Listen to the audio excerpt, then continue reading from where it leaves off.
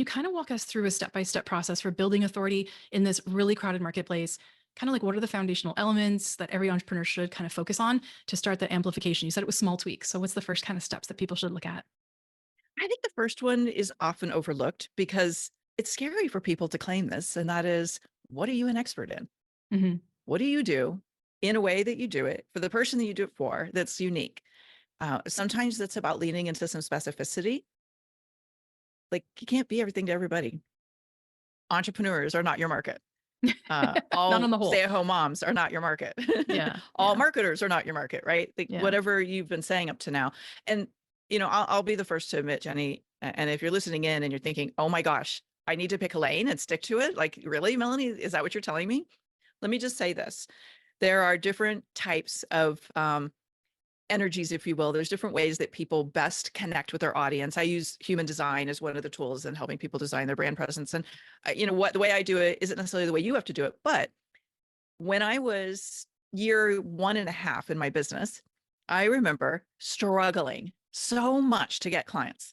And this really amazing, wise coach who'd been doing it for 10 years at that point, think of the wise man that's sitting on the top of the hill, right? And he's Sure. the coach to all coaches. He sits me down and he says, "Melanie, you've got to pick a subject. Like you got to get specific. You got to know, people have to know why you." Hmm. And it was so terrifying to think, but I don't have any clients now. How would why am I eliminating all the potential avenues?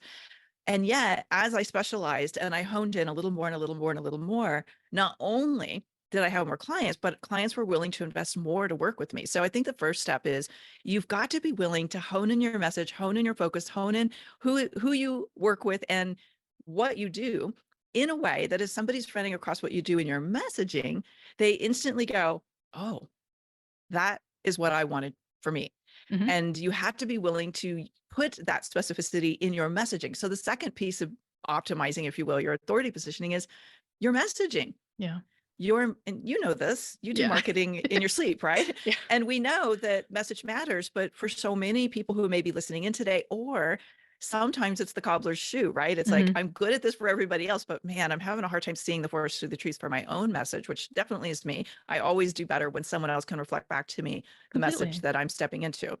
But you have to have a message that conveys this magnetic quality. Like they need to feel this irresistible pull with the message they read. They need to hear themselves in whatever message you're putting out.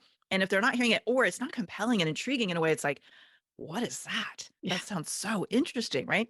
Then your message isn't doing its job. It's not doing the heavy lifting for you, and your authority positioning is waning.